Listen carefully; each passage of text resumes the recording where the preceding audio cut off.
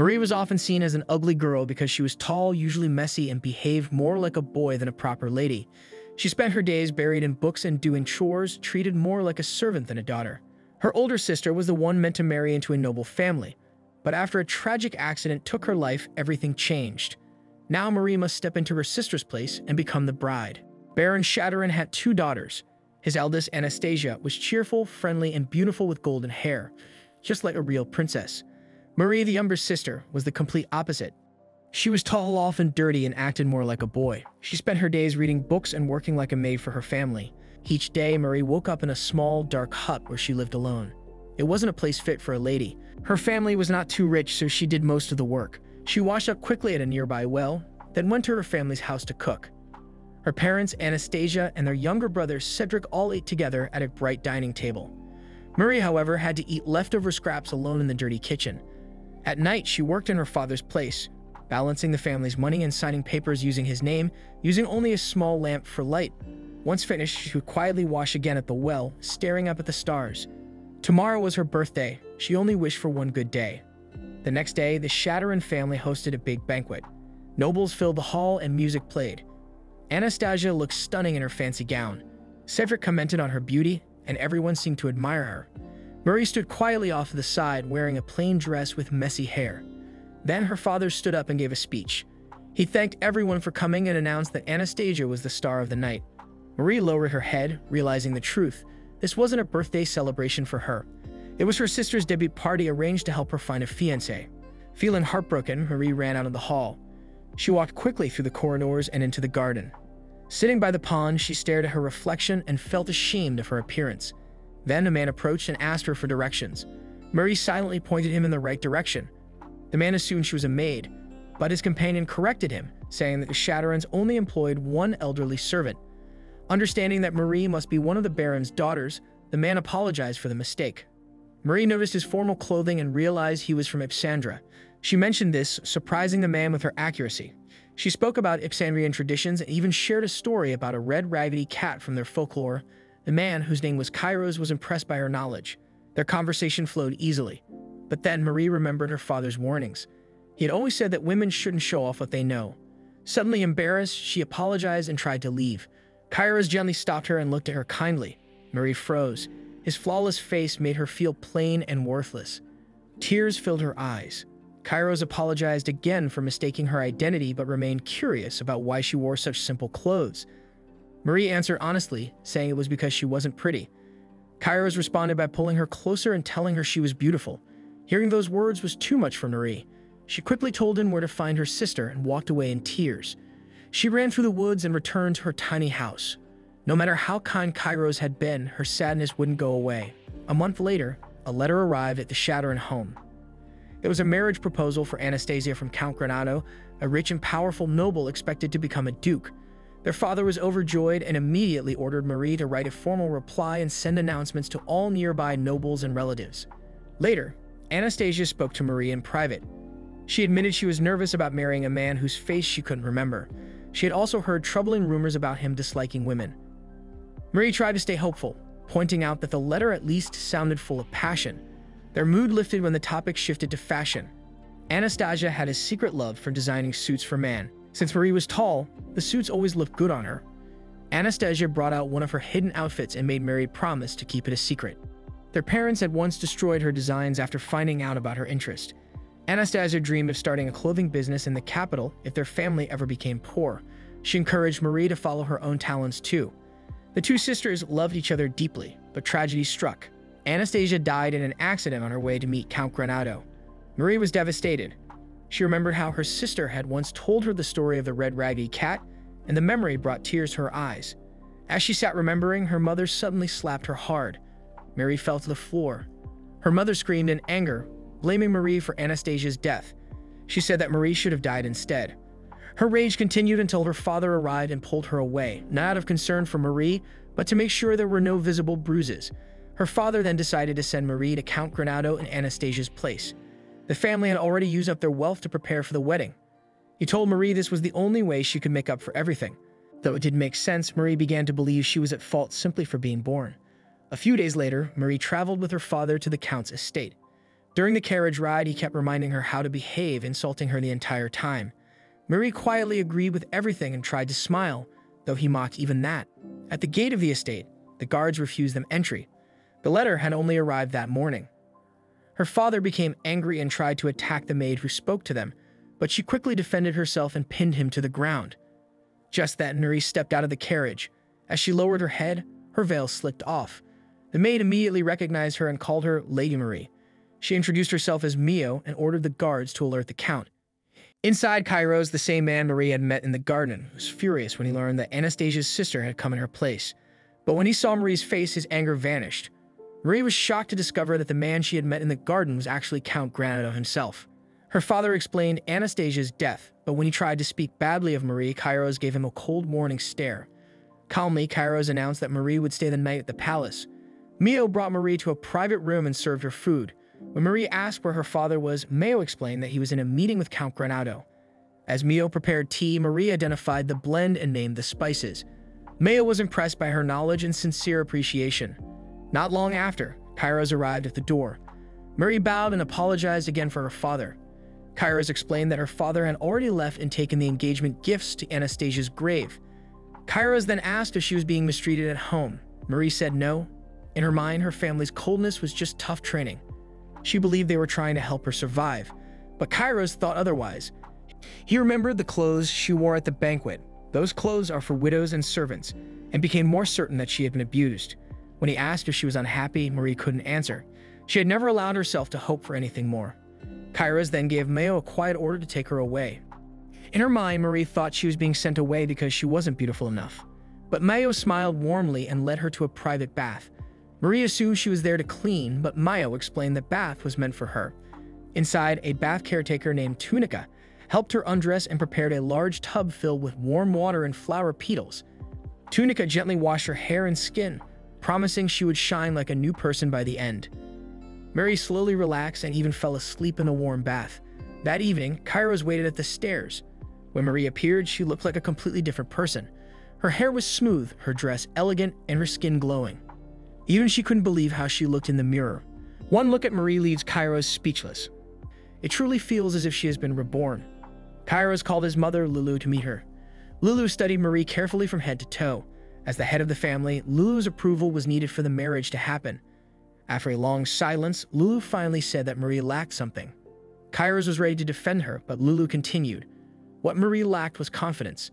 She said Marie needed to learn how to carry herself with pride if she was to marry a duke, but she also said there was still time to learn.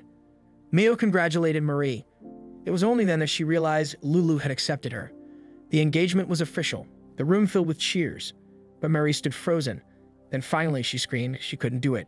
That night, while gazing at the stars and sipping his wine, Kairos can't help but recall how lovely she is. But Mio soon pulls him back to reality.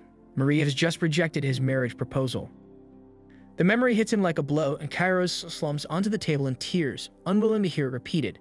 Still, Mio reminds him it is her duty to deliver the truth. She adds without hesitation that he proposed to the wrong sister that night. It's true that the evening had been Marie's birthday, and no one would have guessed that the quiet girl sitting in the dark was the birthday girl herself. Kairos' father, Count Alfred Granado, had 2 wives.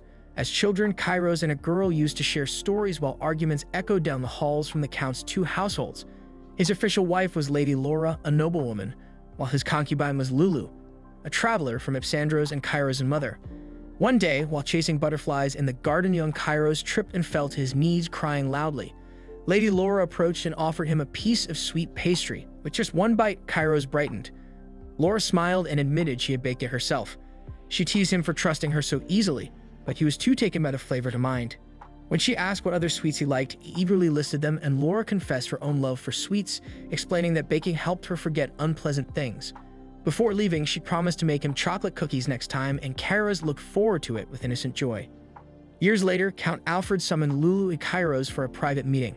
Despite Lady Laura being the official wife, all of her children were daughters, which meant only Kairos, the son of the concubine, could inherit the dukedom. Both Liu and Kairos were stunned. But the one most shaken was Lady Laura, who had been quietly eavesdropping outside the door. Then, one sorrowful night, a scream of grief rang through the castle. Kairos rushed toward the sound and found all his sisters gathered around Lady Laura's lifeless body. A half-eaten cookie lay in her hand, and beside her, a small vial of poison. Kairos was stunned. The woman who had once shown him such kindness had chosen death. After her passing, Lulu was offered the position of the official wife, but she refused. Instead, she left the Duke's estate, taking Kairos with her. Over the years, Kairos earned the title of Count through his own merit. Still, he held no affection for noble society. He avoided their gatherings, rejected marriage proposals from noble families, and tore up invitations bearing old family names. Eventually, Kairos made a rare appearance at a noble party. His friend Rufun teased him for finally showing up, though Kairos reminded him he only came because Rufun had personally invited him. As they chatted, Rufun handed him another invitation, this one from a rural baron. Apparently, the baron had sent invitations to every unmarried nobleman. The Shatteran family's financial struggles were no secret, and everyone knew the so-called birthday celebration was just a way to showcase the baron's daughter for potential marriage. Though Kairos found the gesture distasteful, rumors described the daughter as a rare beauty. Rufun, already engaged, had no intention of going. Kairos, though free to attend, initially chose not to. While he debated it, a blonde woman approached and offered him sweets. After he accepted one, she blushed and hurried away. Kairos was used to noble women favoring him only for his title and wealth. Beneath their polite smiles, he knew they looked down on Ipsandrians. Even now, whispers in the halls reminded him of their disdain. Though Rufun sympathized with him, he reminded Kairos that he couldn't remain unmarried forever. Without a wife, there would be no heir to continue the line. As he left, Rufun remarked that he was eager to meet the woman who might finally move Kairos' heart. Those words lingered. Glancing again at the invitation, Kairos reconsidered. Perhaps the daughter of a struggling household would be a practical match. If marriage was to be a mere arrangement, then someone manageable would suffice. Kairos never expected to fall in love until that night he met Marie. Marie's fascination with Ipsandrian culture completely disarmed him. He had fallen for her, yet somehow he had let her slip away. At the gathering, he saw Baron Shatteran entertaining guests. When he asked about the Baron's daughter, he was pointed toward a blonde girl, the star of the night. The Baron had two daughters, the elder Anastasia and the younger Marie. Since it was Marie's birthday, Kairos assumed the quiet girl he'd spoken to was Anastasia. Realizing his mistake, he searched the estate for the quiet girl from the garden, but she was nowhere to be found. So he sent a formal letter requesting the hand of Baron Shatteran's elder daughter, Anastasia. When her reply came, Kairos spared no expense to prepare. He arranged jewels, dresses, maids, even a body pillow to ease his sleepless nights. But tragedy struck. News arrived that her carriage had fallen. His heart shattered. Only then did the truth emerge. The girl he had fallen for was not Anastasia, but Marie, younger daughter. Back in the present, Mio tried again to pull Kairos from his sorrow. He winced, unwilling to hear the truth aloud, but Mio pressed on. She reminded him that when Marie arrived at the castle, transformed, he rejected her without knowing. On her very first day, he had her sent away. To Marie, it must have seemed like he was disgusted. No wonder she believed he wanted nothing to do with her. Kairos now hoped that clearing up the misunderstanding might mend things. Mio agreed. After all, he was the only one truly in love. Together, they went to Marie's quarters, hoping to see her smile. In her room, Marie stared at her reflection. Her tattered clothes and messy hair had been replaced overnight, and the transformation made her nearly unrecognizable. Her thoughts scattered at the sound of a knock. When Mio and Kairos entered, Marie bowed her head immediately and apologized. She admitted she panicked during the proposal and acted improperly. Kairos, understanding her distress, pulled her to stop bowing. When she looked up, he saw her clearly and blushed. Mio stepped on his foot discreetly to bring him back to his senses. With a steady breath, Kairos began to explain. He assured Marie that he didn't hate her. Not at all. He believed she had come to the castle of her own will. Regardless of the confusion, his feelings were sincere. He wanted her to be his wife. To his surprise, Marie accepted. She explained that she had been shocked earlier and had meant to refuse. She never intended to reject him and had understood the situation from the start. She believed the marriage to be one of convenience. After all, Kairos had fallen for the beautiful Anastasia, or so she thought. Now, with Anastasia gone, the burden fell on her. Marie, the useless younger sister. She accepted this and even said Kairos could treat her however he wished. Kairos was stunned by her self-deprecation. He explained again that while his intentions began as political, his feelings had changed. The letter he had written, though addressed to Anastasia, was meant for the girl he had met in the garden. She nodded, saying she knew his feelings had been meant for someone else. That was exactly why she misunderstood everything. Kairos wanted to say more, but the bell rang. It was time for dinner. At dinner, Marie was stunned by the richness of the food. She had never eaten anything like it. Before she could comment, Kairos put down his utensils. He could wait no longer. He confessed that the letter had never been meant for Anastasia. He had confused the names. The one he had fallen for was Marie. Though she responded politely, Kairos could see that she didn't believe him. She thought he was only trying not to hurt her feelings. Deep inside, she believed he was marrying her out of convenience. She assumed that in time he would take a concubine and she would return to her old life. Still, she didn't mind. She had lived that way before. She could live that way again. Later, during tea, Kairos gently told her he loved her. Mary found the idea absurd and remained silent. Her lack of response unsettled him, but he continued. Regardless of how she felt now, their engagement would proceed. The ceremony was set in 3 months and he would handle all the arrangements. Before he could leave, Marie asked for a favor. She wanted to return home once before the betrothal. She explained that her father expected her to serve as a one-night comfort and be cast aside. She wanted to hear his final instructions herself. The request frustrated Kairos. He told her he would need time to consider it. Not long after, Mio brought news. Marie was forbidden from returning home. If her family wanted to visit, they would need Kairos' permission. Then gently, Mio asked a question she had long kept to herself. She wanted to know why Marie believed she was ugly. After a long pause, Marie revealed that her parents had made sure she saw her reflection only when she was ragged and dirty. Sympathizing, Mio took her hands and encouraged her to see her true self in the mirror. That night, alone in her room, Marie gazed at her reflection. She thought of Mio's words, but deep down, she believed she had never truly seen the real her.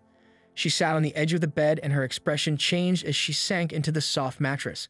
Lying down, she stared at the ceiling in quiet wonder. The palace, the clothes, the maids, and the count who now wanted to marry her. It all felt like a fleeting dream. One she feared would vanish when she awoke. Even as she tried to sleep, Kairos' words echoed in her mind. And even if it was just a dream, she wished it could last a little longer. When morning came, she instinctively rose to begin her chores. But the sunlight streaming in reminded her where she was. She closed her eyes again, unable to believe it. Soon, Mio arrived with 2 attendants. As they bowed, Marie instinctively bowed even lower. Mio gently reminded her to be at ease. Now that she was the Count's fiancé, they would serve her needs from this day forward.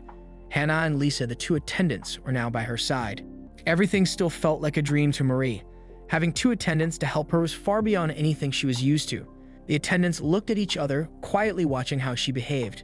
Despite feeling nervous, Marie asked where they came from. They told her they had worked in the royal palace and were recommended by the 3rd prince. Their graceful manners reminded Marie of her own parents. Before she could think more about it, Mio gently called her name and asked if she was ready for breakfast. When Marie sat at the table, she was amazed by the large amount of food in front of her. Mio explained what each dish was, and Marie noticed how many different kinds of meat there were. It seemed the kitchen had prepared many options to see what she might like. Sensing Marie's hesitation, Mio kindly told her that she didn't have to eat everything and could choose what she liked. Marie then offered to share her food with Mio, but Mio refused, saying that attendants were not allowed to eat with their master. With no other choice, Marie took a bite. To her surprise, the food tasted amazing, and soon she was eating happily, plate after plate. Even when she started to feel full, she kept going because everything was too delicious to leave behind. Eventually, her stomach couldn't take any more. Mio quietly cleared the table, and Marie felt bad for leaving any food unfinished. The next item on the schedule was a tour of the palace. But first, Mio brought Marie to a wardrobe room. With the doors open, Marie was shocked to see so many gowns and shoes inside. She made a joke to herself about having only one body and not being able to wear them all. Mio explained that the wardrobe was filled with clothes for all seasons and special events. When Marie was asked to pick one, she felt overwhelmed by the number of choices. In the end, Mio chose a soft yellow dress for her. As they walked through the estate, Mio told her the history of the place.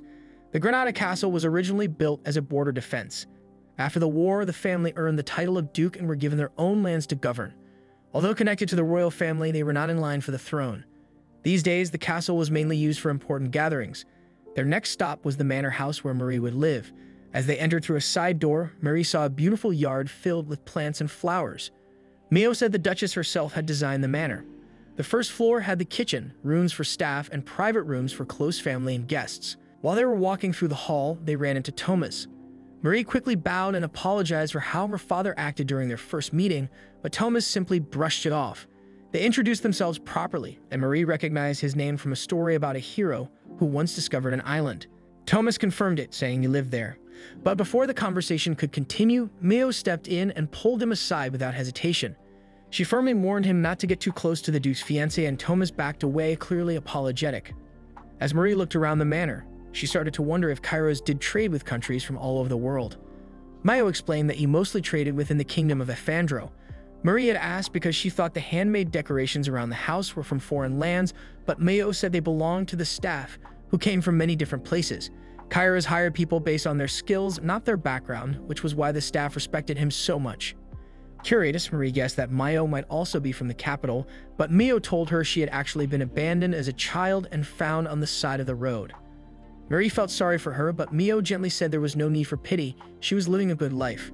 Mayo explained that the other two attendants, Hannah and Lisa, came from noble families and were used to serving high-ranking ladies, which was why they had been chosen to assist Marie. Still, Marie found herself more interested in hearing stories from people who had lived different kinds of lives. She kept that thought to herself and simply thanked Mio. That evening, Lisa brought Marie her after-dinner tea. Out of habit, Marie asked for milk, but both attendants rudely told her it would ruin the tea's flavor. Though they were polite, Marie could feel their disapproval. Feeling awkward, she gave up her usual preference and drank the tea as it was. That night, as Marie lay in bed, her thoughts drifted to Kairos.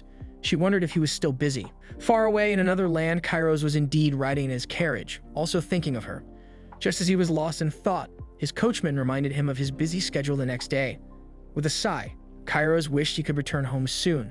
A few days later, Marie enjoyed another delicious breakfast. As she bit into the fresh vegetables, she asked Mio where they got such tasty produce. To her surprise, Mio told her they were grown right in a courtyard garden. Curious, Marie said she'd like to visit. Since Maya would be busy preparing for the Duke's return, she suggested Marie go with the maids Hannah and Lisa. Marie was unsure at first but saw it as a chance to get to know them better. Later that day, Marie went to the garden and met Johan, the gardener. She asked him questions about how he grew the vegetables, and Johan happily answered. When he saw how interested she was, he asked if she liked gardening too. Marie told him she used to grow and sell vegetables back home to help her family, though she struggled with tomatoes. She was impressed by his tomato plants and asked how he managed to grow them so well. Johan invited her to come along so he could show her. As Marie followed him, she heard Hannah and Lisa whispering behind her and noticed they were watching her steps across the dirt. She felt like they were making fun of her. Maybe she deserved it, she thought, but Johan didn't. She paused, looking down at the fancy shoes the Count had given her. They were too nice to get dirty. That thought made her stop in her tracks. That night, unable to sleep, Marie went for a quiet walk through the palace. When she passed the dining hall, she saw the lights still on.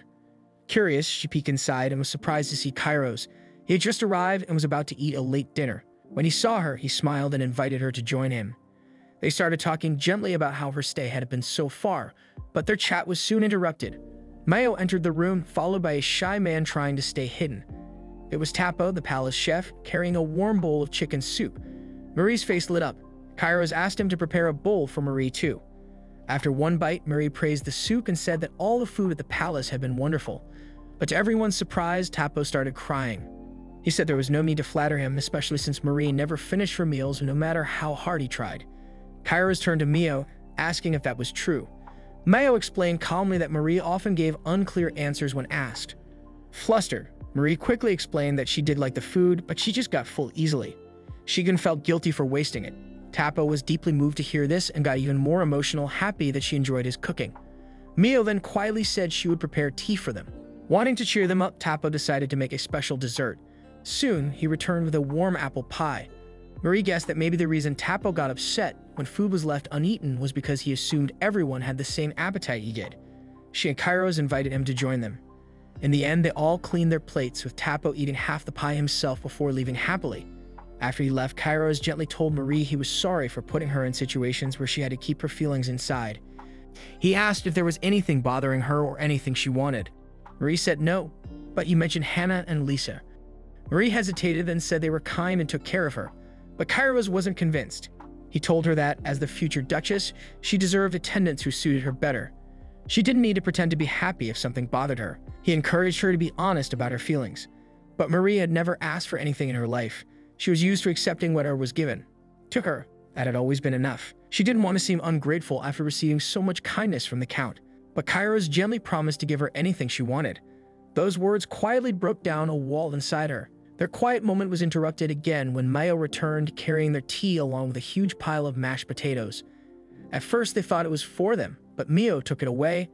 It was her midnight snack. On the table, 2 small kettles were stacked over a burner. Kairos explained it was a traditional Ipsandrian tea set. The fire heated both kettles. Once the water boiled, it was poured over the tea leaves, then placed back on top. Later, the strong tea was poured into cups and mixed with hot water to adjust the taste. As they waited for the tea, Kairos asked Marie to tell him something about herself, but her mind went blank. The only memory she could think of was playing word chain games with her sister. Kairos then suggested they change the rules. They'd only say things they liked. He started the game with the word Marie, but she insisted they begin with A, so he changed it to apple pie. Marie replied with exciting if Sandrian stories, a phrase that caught his attention. It was the same thing she'd said when they first met. They continued the game, taking turns. Kairos kept naming sweets, while Marie listed farming products, simple and practical things. When it was her turn with the letter K, she accidentally said Kairos, then quickly tried to cover it up by saying she meant kiss. Kairos smiled, clearly understanding the slip, but said nothing and continued the game. He teased her gently by saying her name again, making her blush. Eventually, Mayo returned and noticed they were still playing. Only then did they realize the fire had gone out and the tea leaves were completely burnt. They tried to drink it anyway, but the taste was awful. Kairos asked Mio to fix it with milk and sugar, but she dryly replied that the two of them were already sweet enough. As Marie was about to fall asleep, her thoughts kept her awake. Memories came back to her. How she was chosen as a stand-in for her sister's engagement, how Hannah and Lisa treated her cruelly.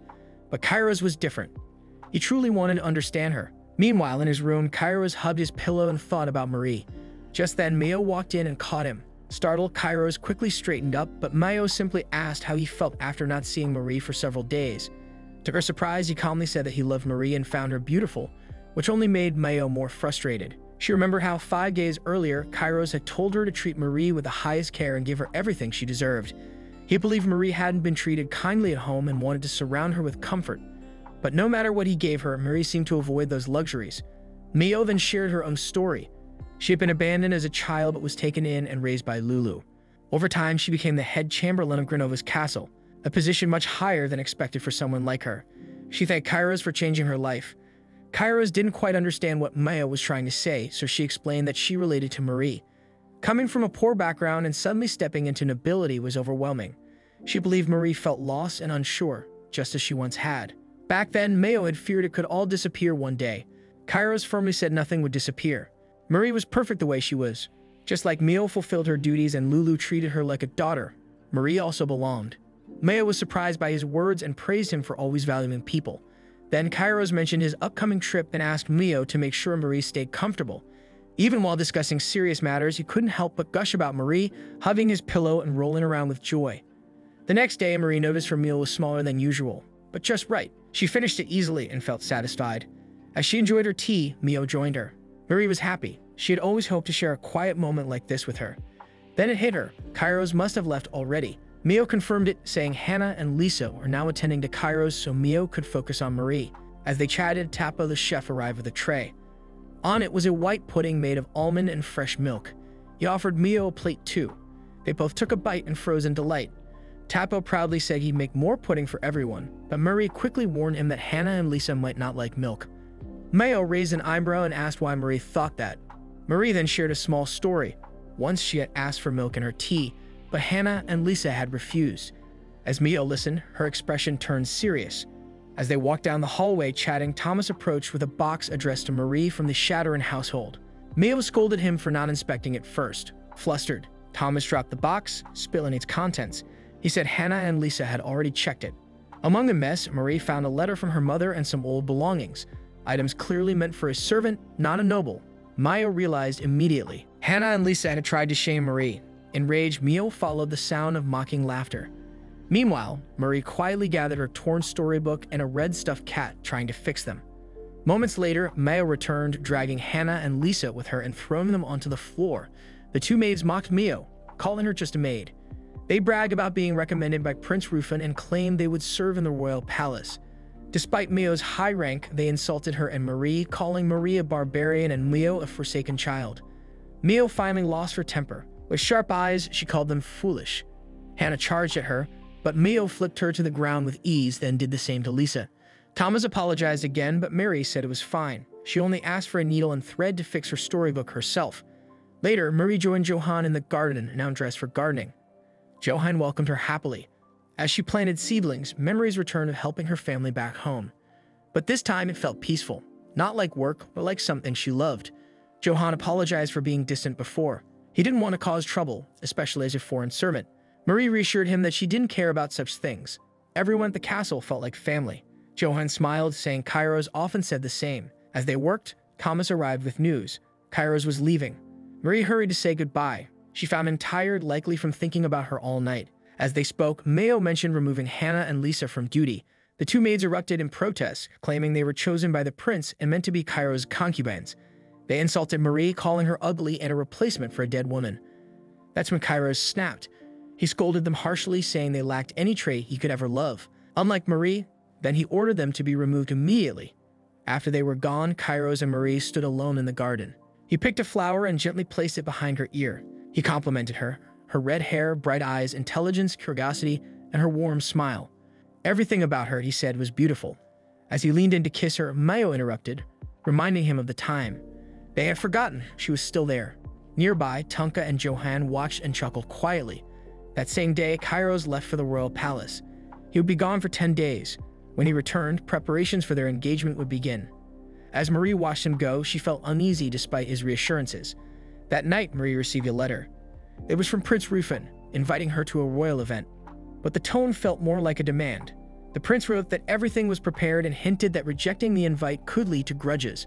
Rufin, the third prince and head of the royal knights, was known for his charm and playful ways. The suddenness of the letter and its tone made it clear she had no choice. The next morning, a royal carriage arrived. Mary stepped inside, amazed by the luxury. Soon, she arrived at the palace. Mayo explained the kingdom of Dilts and wondered why Marie was summoned, perhaps because Rufin had recommended Hannah and Lisa.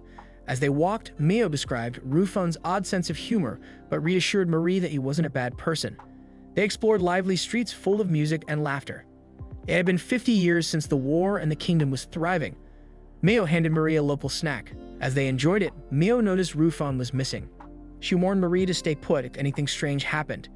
Then she spotted him and rushed off.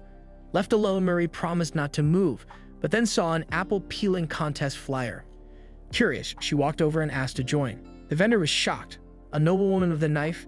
His comment reminded Marie of Hannah and Lisa's cruel words.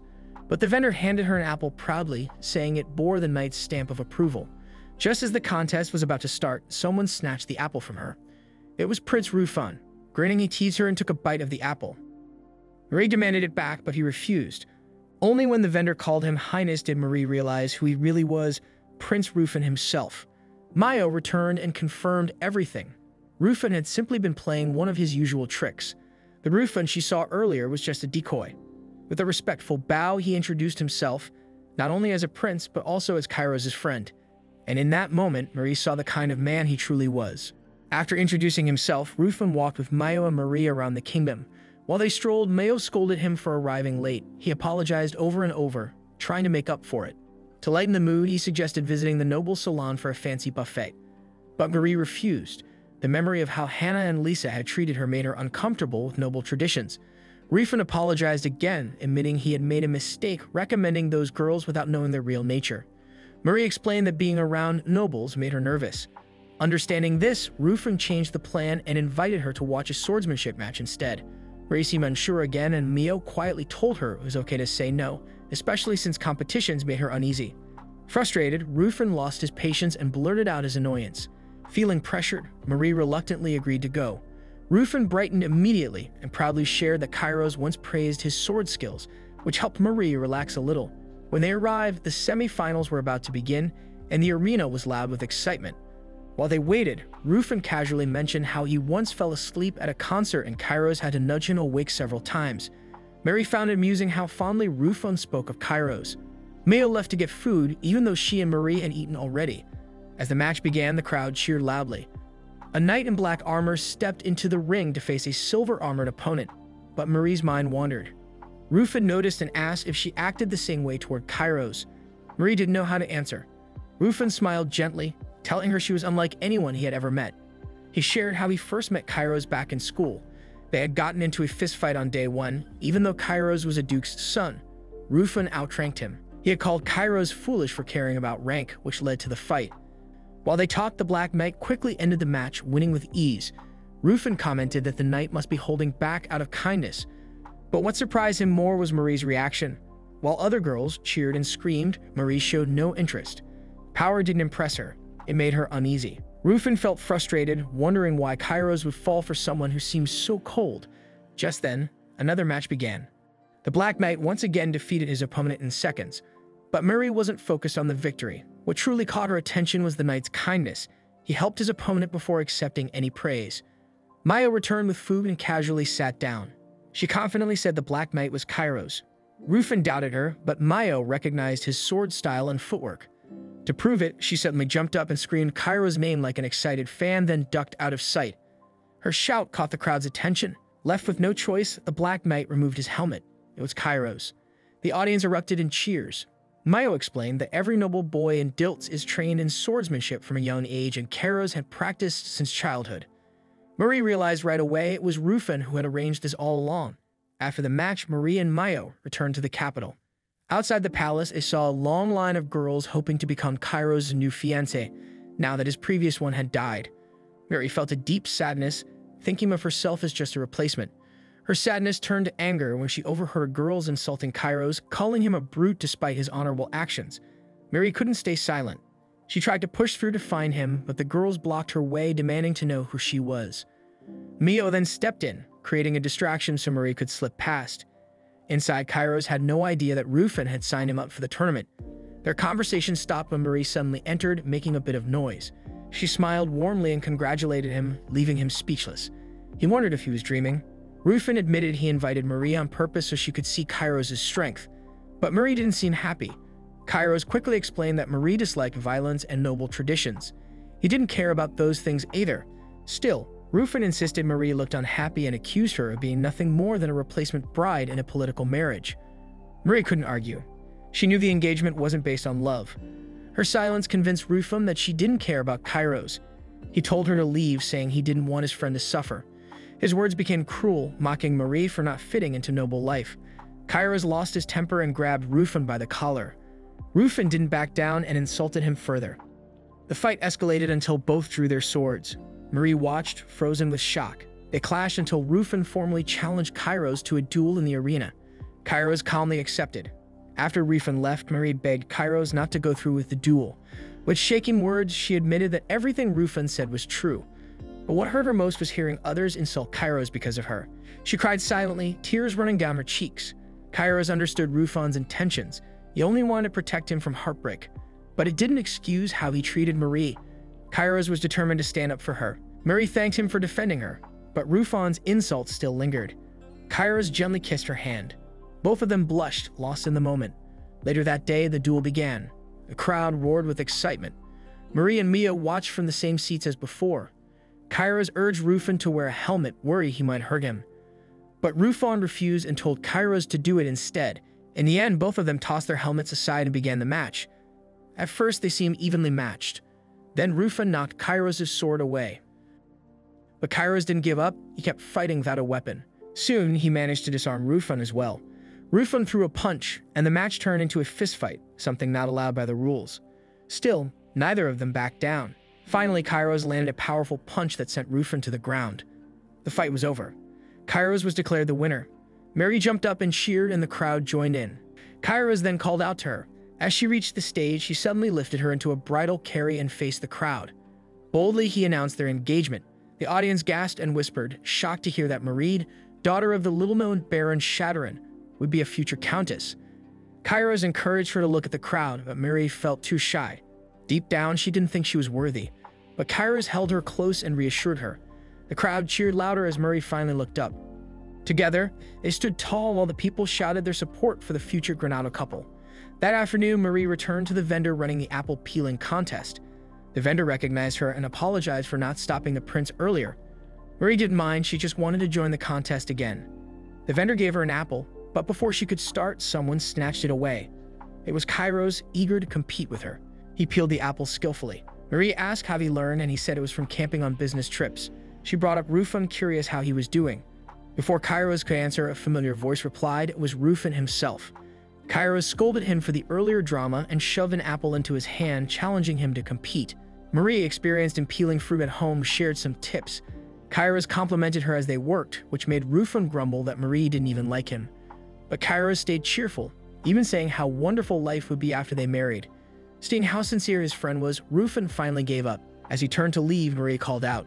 She asked if he would tell her more stories about Kairos another time. She realized Rufin only brought her here to show her Kairos' good side. Rufin accepted and took a bite of the apple, only to find out it was a display apple. Kairos had tricked him. The two started teasing each other again, and Rufin stormed off, muttering under his breath. When it was time to leave, Mio said she needed to stay with her master. Marie would be returning with the coachman. Before parting, she and Kairos exchanged soft words that turned into sweet compliments. Then Marie did something unexpected. She leaned in and kissed Kairos on the cheek before quickly rushing into the carriage. Kairos stood frozen, stunned by her sudden gesture. He took a few steps after the carriage, watching it leave. Inside, Marie stared out the window. In a few months, she would marry Kairos, the man once promised to her sister. Though the engagement started as a political deal, she now silently wished for a marriage built on love. Meanwhile, Mio delivered a letter to Kairos. It was from House Shadowrun. As he read the message, his expression darkened. The contents made him wonder, what is Shadowrun's really Marie's parents after all? A letter soon arrived from Baron Shadowrun and his wife. It was full of harsh and abusive words. They cared nothing for Marie's well-being, only about bringing her back to enslave her again. This left Kairos deeply troubled, wondering how they could treat Marie with such cruelty.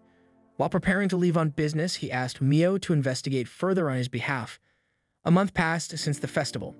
On this bright morning, Marie stood by the window, admiring the weather and feeling hopeful for the day ahead.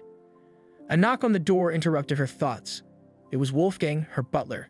Just as she greeted him, a young girl ran forward and hugged her tightly. Wolfgang introduced the girl as Cecily, his granddaughter and apprentice. Cecily proudly showed off the buns in her hair, and Marie warmly complimented them. During their pleasant exchange, Cecily mentioned that Maya would still be away for the day, so she would attend to Marie in the meantime. Their talk was soon interrupted when Wolfgang asked about Marie's dress. She chose a blue off-shoulder gown that suited her perfectly. Both Cecily and Wolfgang admired her appearance, and Wolfgang teased that Kairos would surely embrace her when he saw her. His words made Marie blush, for lately Kairos had begun to affect her in ways she could not explain. Eager to greet him upon his arrival, Marie and Cecily hurried toward the Count's quarters. Along the way, Tapa noticed them and remarked that lunch was not yet ready, but Marie simply replied that the Count was arriving. After exchanging farewells, they continued forward. Soon after, Johann approached for the bouquet, suggesting Marie take the flowers with her. She accepted them gladly. When the Count finally returned, the castle attendants lined up in the hall to greet him. But what drew his eyes most was Marie, standing gracefully at the top of the staircase in her gown, holding the bouquet. She descended slowly and offered the flowers to him. Kairos, however, did not take them. Instead, he told her they suited her better and that she herself was like a flower, an even greater gift. Kairos teased that he almost embraced her, which made Marie shy. Then, to her surprise, Kairos offered his hand. She thought he intended to take the bouquet, but instead he reached for her hand and brushed her sleeve. Startled, she froze, but Kairos calmly took a single flower from the bouquet and placed it in her hair while praising her beauty. Marie assumed he was only teasing again, though his gesture lingered in her heart. That night, Marie lay awake in her room, exhausted. She had hoped they might share dinner together, but once again, Kairos had to leave. With the betrothal ceremony drawing near, she felt her nerves tightening. Beyond what her father had taught her and what she learned in school, she realized how little she knew. An idea struck her, and she went to retrieve the red anicapped book from her drawer. But when she opened it, she found the pages torn and scattered. Hoping to repair it, Marie sought Wolfgang's help. As they walked through the castle halls, they noticed light shining from a nearby room. Curious, Marie peeked inside. The door opened and Lulu appeared. Marie greeted her warmly. Though surprised to see her wandering so late, Lulu invited Marie into the vast library. Marie was amazed by the countless shelves of books. On the table, letters lay spread out. Marie asked if Lulu did not have a scribe to help, but Lulu explained that since Kairos was very busy, she assisted him in writing. These were invitations for the betrothal ceremony, meant to be written by the couple themselves or someone close to them. Marie quickly offered her help, and Lulu accepted gratefully. While working, Marie mentioned that she could also write Ipsandra. This caught Lulu's attention. Marie explained that while she wasn't good at speaking the language, she was skilled at reading and writing it. Wolfgang added that Marie loved Ipsandrian stories, especially the red anicapped book she wanted to repair. Lulu smiled with nostalgia as Marie recalled how her sister Anastasia used to read it to her. Her father often called her strange for studying foreign languages, but Lulu praised her. Knowing many languages was useful for trade and diplomacy, Lulu admitted Ipshan was not as practical as Florine or Shannon, but Marie surprised her by saying she knew those too. Many of her family's tenant farmers were immigrants, and she had learned their languages to help manage affairs. Lulu thought it unusual that Marie had taken on work that belonged to her father, but Marie explained she was only helping. Writing letters had always been her passion, and doing so, even in her father's name, made her feel connected to people. Impressed, Lulu asked Marie to sign her name, not as anyone else, but as herself. Like many others, she once thought Marie would be helpless, just a country noblewoman chosen for Kairos. But now she saw Marie differently. She was proud of her and cared about her future. Meanwhile, Kairos returned to the palace, where Mio presented her investigation results. Documents confirmed Marie was truly the Baron's daughter. Kairos still doubted, but Mio was certain. The family records showed no adoption or remarriage, only joy when Marie was born. Since the hospice had only one bed at the time, there could be no mistake. Kairos, however, struggled to believe Marie's own parents could treat her so cruelly. Mio reminded him that not all birth parents gave love, as she herself knew too well. Then Mio handed him a new letter. It claimed Marie's father was on his deathbed and demanded her return. Kairos knew that if Marie learned this, she would want to go back. Yet he also wanted to protect her, without keeping her trapped inside the castle. As he walked down the hall, Kairos overheard Lulu teaching Marie how to curtsy. Looking in, he thought Marie was being bullied and rushed in to stop it. But Marie greeted him warmly, leaving him flustered. Lulu then asked him to be Marie's practice partner.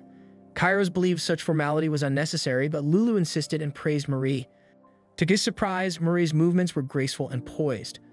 Lulu also revealed Marie's role in writing the betrothal letters.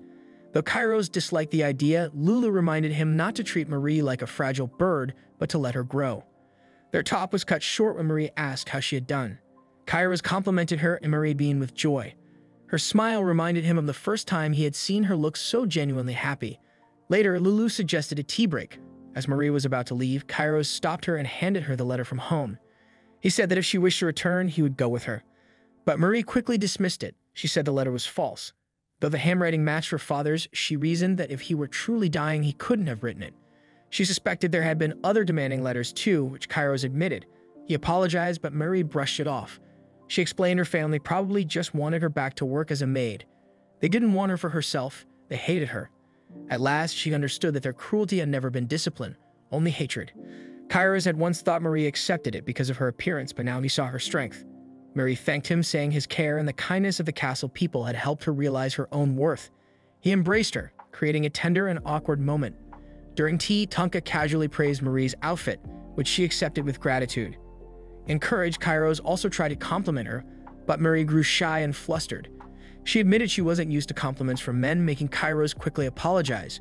Soon after, Tapo arrived with a blueberry tart and praised her as well. This time, Marie answered gracefully, which unsettled Kairos. He realized Tapo was also a man and wondered if Marie's discomfort came from his own absences. He silently promised himself to stay by her side more. But Marie was already distracted, greeting Mayo, who had just arrived. Mayo asked Kairos for a leave of absence, explaining she needed to travel to a distant place even though she had just returned. She described her plans with such charm that Marie began to suspect she was going to meet a secret lover.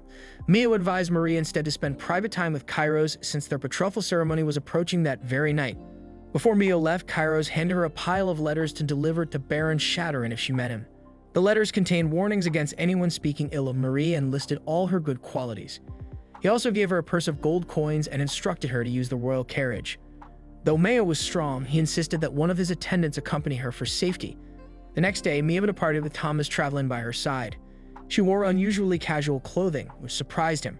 He thought it unwise for him to accompany her and assumed she was meeting a lover. But Mayo explained that she was heading to the Shatterin lands where a tragic accident had occurred 2 months earlier. The package from Marie's parents had included another letter, this one from her younger brother Cedric, announcing Anastasia's return. Thomas was shocked, believing she had died. A story claimed her carriage had fallen off a cliff, but investigations revealed that bandits had attacked them. While fleeing toward the river, the carriage was overturned by the muddy current. Even so, Mayo insisted there was no way Anastasia had survived. The river was too cold and swift, and rescue had not reached them in time. In the Shatterin home, Melvira, Marie's mother, was happily combing the golden hair of the girl she called Anastasia. During a short break from their journey, Mio carefully explained everything to Thomas. Anastasia had been traveling by carriage arranged by her father on her way to Granada's castle. For the first few days, the trip went smoothly. But near the capital, the carriage was suddenly ambushed by bandits. In a desperate attempt to escape, Anastasia slipped and fell into a river swollen by heavy rainfall. The driver tried to save her, but his body was already too wounded. Everything Mio told Thomas came directly from the driver's testimony and the police investigation. What unsettled Thomas most was Cedric's letter to Marie claiming that Anastasia had returned home. If that were true, Marie needed to distance herself from Kairos immediately.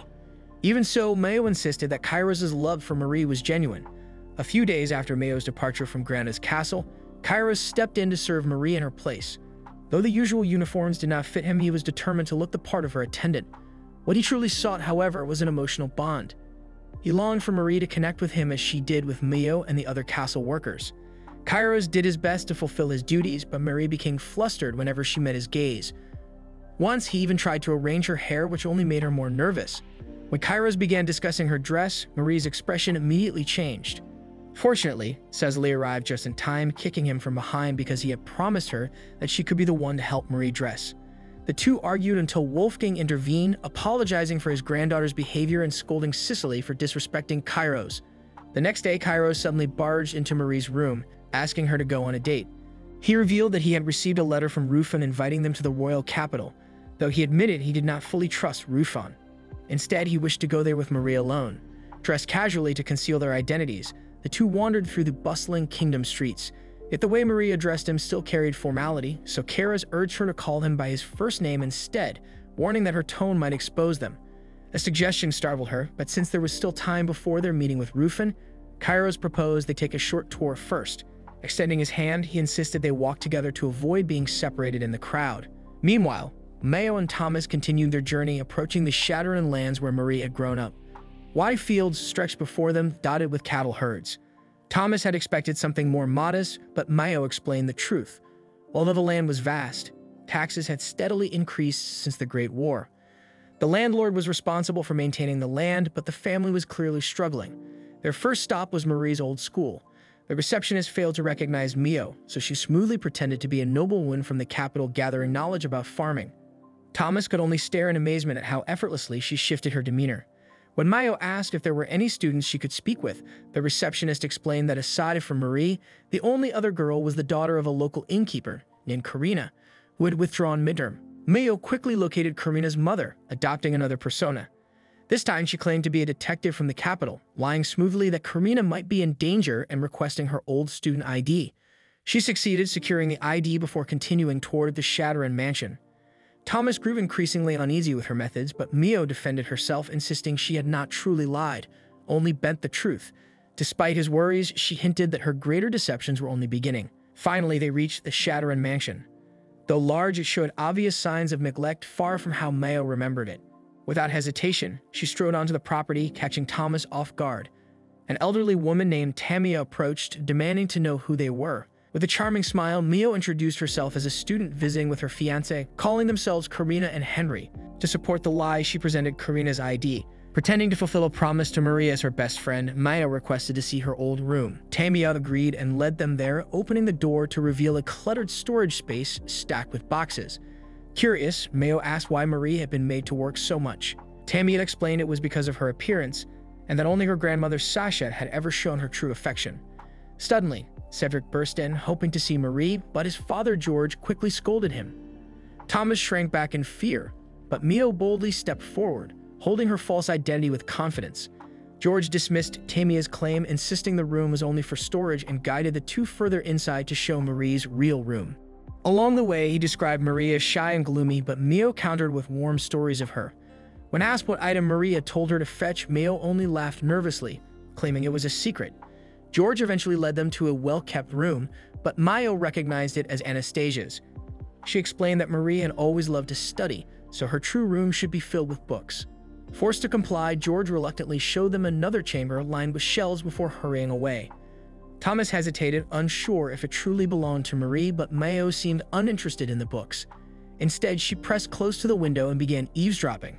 They overheard Melvira, Marie's mother, speaking softly and caught Anastasia's name.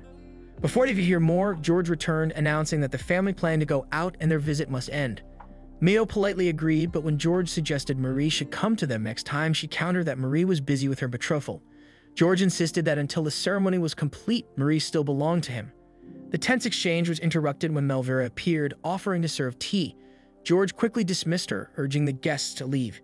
When the family departed, Mio and Thomas pretended to leave, but instead lingered, circling back into the mansion.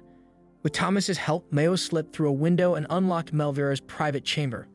Inside, they froze at the sight of a silhouette behind a curtain. They cautiously approached, calling out, but no reply came. Pulling the curtain aside, they were shocked to find not Anastasia, but a doll dressed exactly like her. Mayo examined it closely. The craftsmanship was lifelike, the hair real, and the dress identical to what Anastasia had worn the day of the accident. Back in their carriage, Thomas argued that Melvira had simply lost her mind with grief, but Mio disagreed. To her, Melvira seemed perfectly sane. Mayo remembered how the doll looked almost new, as if Melvira herself had made it. It resembled a real person, even with hair that was clearly human. What made it worse was the dress. It was the same one Anastasia wore on the day of her accident. That should have been impossible, since Anastasia's body had never been found. These strange details convinced Mio that something was wrong.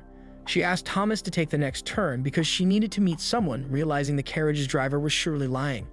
Meanwhile, in the capital of the adults' kingdom, Kairos and Marie spent their day like ordinary travelers, walking through the busy streets and tasting food from the stalls. Kairos shared stories about his days at the Royal Academy, where he had studied since the age of 12. The thought of a younger version of him left Marie quietly amazed. At one stall, they found a vendor selling Donderma ice cream made with playful tricks.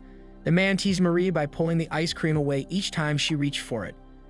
Flustered but determined, she finally took a bite, and her whole face lit up with joy. Kairos was so moved by her reaction that he dropped to one knee, overwhelmed by how adorable she looked. Their next stop was a merchant store filled with goods from across many countries. Kairos proudly pointed out fabric from Ipsandra, describing its quality. While looking around, Marie thought about buying something for Kairos as a gift. She had some money from helping Lulu with letters, but when she checked the prices, she was shocked. They were far too expensive. Instead, Kairos tried on a fine suit and asked Marie for her thoughts. When she suggested he try the more elegant outfits, his excitement grew. He ended up buying several luxurious sets, trying each one on just to show her. He even purchased a flashy uniform, saying it would cheer her up whenever she felt sad. As Kairos was changing, Marie wandered outside to the jewelry stalls. She stopped at a nearby store she thought would suit him well. Just then, a voice called from behind.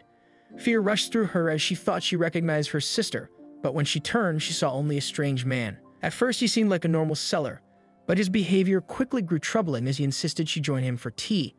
Marie refused, but the man became pushy, and she called for Kairos. In a flash, Kairos grabbed the man by the collar and spoke sharply, making him retreat in fear. Marie apologized for the scene, but Kairos was left unsettled. He realized the man had been trying to ask Marie out. Marie admitted no one had ever done that before. At her old school, the boys only mocked her for being plain and poorly dressed. Kairos' heart tightened.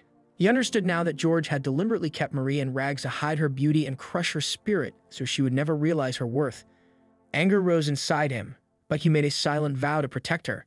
Taking her hand firmly, he promised never to let go. Marie felt warmth and comfort in his grip as they continued walking together.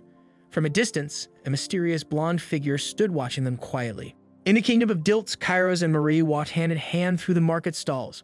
Marie bought something at nearly every stop, spices for Tapo, flower seeds for Yan, even bracelets, until their arms were full of goods.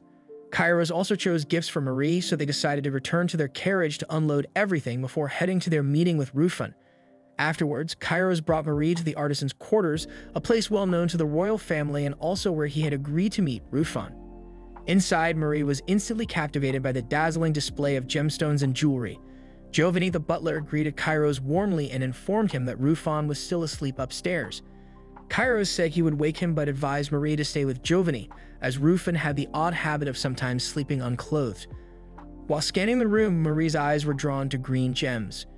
Giovanni explained they were fragments left during the cutting process, still high-quality pieces, often used for modest accessories. Since Marie was Kairos' beloved, he offered to gift her anything she desired. Startled, Marie instead asked for the price. The gems reminded her of Kairos' eyes, the exact same shade. Though expensive, she decided to purchase them. Giovanni carefully packed the stones and Marie accepted them with joy, never expecting she would one day buy such fine gems herself. As she admired them, someone suddenly appeared. Startled, Marie quickly explained she was not alone. The man pressed her with questions about Kairos, even asking if they had kissed. Nervous, Marie admitted they had not yet, though it was likely they soon would.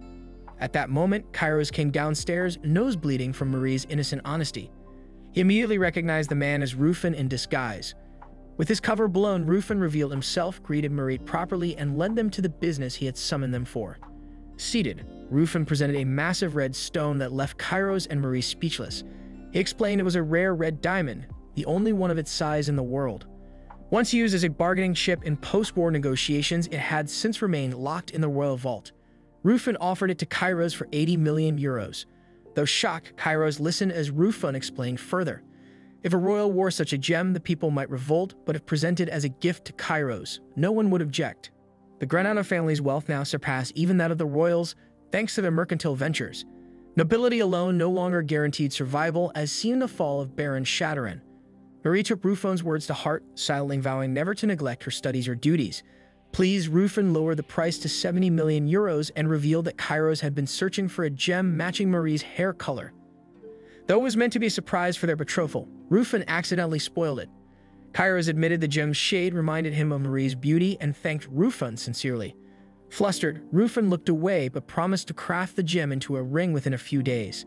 That afternoon, Kairos and Marie rode back to the castle. Marie thought of his words earlier. Before, she always shied away from his affection, but now she understood him. With trembling hands, she offered him the gift she had secretly bought. Kairos tied it to his hair, making her smile warmly. She also revealed the emerald fragments she had purchased to sew into the hair tie. Though she didn't particularly like emeralds, they reminded her of Kairos' eyes. Overwhelmed, Marie opened the carriage window, claiming she felt hot. Outside, she suddenly spotted a blonde figure that looked like her sister, Anastasia. Instinctively, she reached out, leaning dangerously far, but Kairos pulled her back in time. Marie chose not to tell him what she saw. Instead, he held her hand tightly, wordlessly comforting her. She reflected on how happy she was that day, all because he never let go of her hand. Once she had felt insecure about them, but Kairos had always praised them. Unable to hold back, Kairos embraced her tightly. Kairos softly told Marie that if she did not like him, she should push him away. But she did not. Instead, she simply rested quietly against his chest. Then something strange happened. Marie suddenly drifted into a dream. In it, her sister Anastasia appeared, whispering for her to return to her rightful place as if demanding to trade lives. In the vision, Anastasia became Kairos' fiancé, while Marie was cast back into her old, lonely life. Though it was the way things were meant to be, the thought chilled her. A wave of coldness swept over her, and she collapsed. Kairos noticed her breathing grow heavy and realized she was unconscious. Panic struck him, and he urgently ordered the driver to stop the carriage and take them to the doctor. Meanwhile, Marie wandered in her dream. She saw herself as a little girl again. Back then, whenever she was sick, Anastasia cared for her. Their parents were always busy, but Anastasia stayed by her side to comfort her. To cheer her up, she would bring out the book Red Rabbit Cat, reading it with such energy that Marie couldn't help but smile. Marie had heard it so many times that she memorized parts of it, and the two would laugh as they recited lines together. But their joy never lasted when their grandmother Sasha entered the room. She ordered Anastasia to step away, scolding her even for her clumsy translations.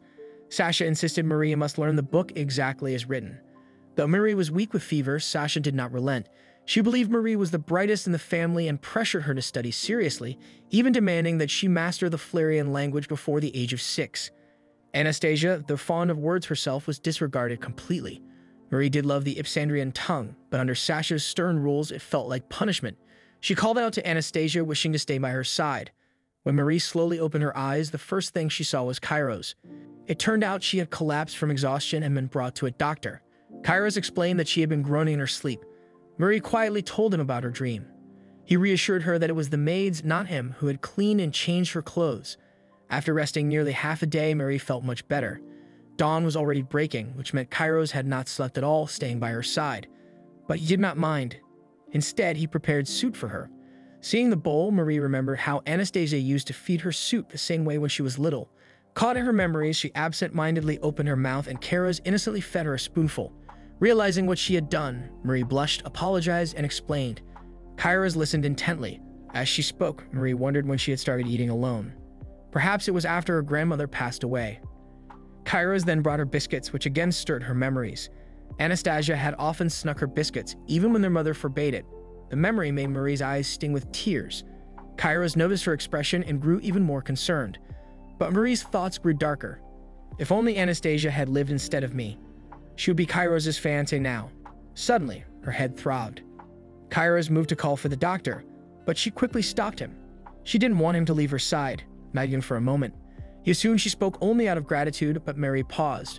She realized she had been selfish. Gazing into his eyes, she finally found the courage to speak. As the sun rose, she told him how much she loved his eyes. In the past, his kindness had made her hesitate, but now it filled her with happiness. Right there, she confessed her love. Before she could finish, Kairos pulled her into a kiss. He confessed in return, saying that from the very first moment they met, he had already fallen in love with her. Normally, Marie would have rejected such a confession, but now she could only cry in happiness, accepting every word. Kairos himself looked on the verge of tears, grateful his love was returned. Still, he'd insisted on fetching the doctor and advised Marie to remain in bed while he was gone. But to her, his words sounded suggestive. Embarrassed, she hid beneath the blanket, though Kairos had never meant it that way. They exchanged quick apologies before he hurried out. Moments later, Marie heard a loud slam. Alarmed, she rushed outside and found Kairos at the bottom of the stairs. Before he could explain, Mio appeared, saying he had been skipping steps and fallen. Marie greeted Mio warmly, but Mio explained she had come with urgent news. She told Kairos she had brought someone with her. As they walked toward the hall, Marie quietly asked if her presence was necessary. Kairos assured her it was, though what she would hear might not be comforting. It was important, for it concerned her sister Anastasia. Marie's eyes widened.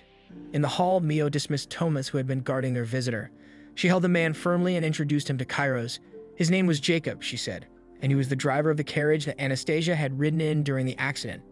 Kairos remembered that Jacob had once worked at Granado Castle years ago to earn money. Now he asked directly, was Jacob truly the one responsible for Anastasia's death? After endless questioning from Kairos, Jacob still refused to confess. His silence frustrated everyone, so they summoned Johann.